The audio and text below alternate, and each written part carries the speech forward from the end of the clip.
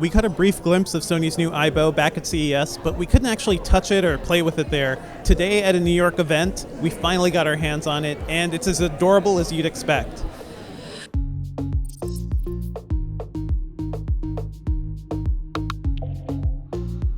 This is the Aibo First Litter Edition. It's going to be available in September in the US for $28.99. And that also comes with a 3-year subscription to Sony's AI cloud service.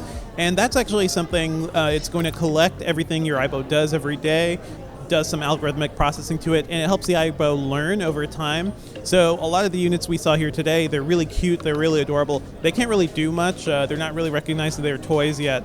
And that's because they actually haven't been trained for very long. According to Sony's employees here, it'll actually take a couple of months for them to learn tricks and even play with their toys. So we saw clear differences between some of the more experienced Aibos and some of the really young ones that just didn't want to do anything. I played with a couple of units here. They didn't always do what I asked, but they were very cute and very fun to interact with. The touch sensing seems to work best of all. They really like chin rubs and head pats, and I had one that acts just like my cat. I put my finger to its chin and it just kind of started rubbing all over. It feels like they're more realistic than past Aibos, and that's probably a good thing for Sony. Overall, this really feels like an impressive robot dog, definitely more so than what we've seen from Sony in the past. This one has a lot more actuators, there's a lot more motion.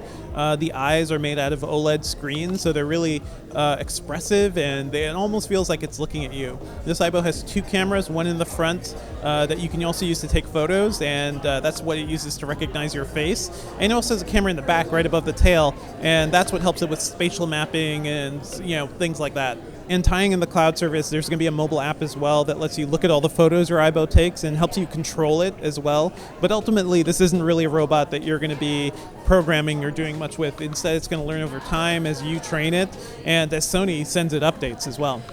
Sony isn't really aiming for this to be a mainstream product given that high price, but for early adopters or people who just have to have the newest thing immediately, it looks like a really fun toy. And I've heard from Sony executives that it even interacts with their own pets and their dogs, and they're surprised with how Aibo interacts with actual animals. So it seems like this is a really promising future for Sony and their robotics initiatives.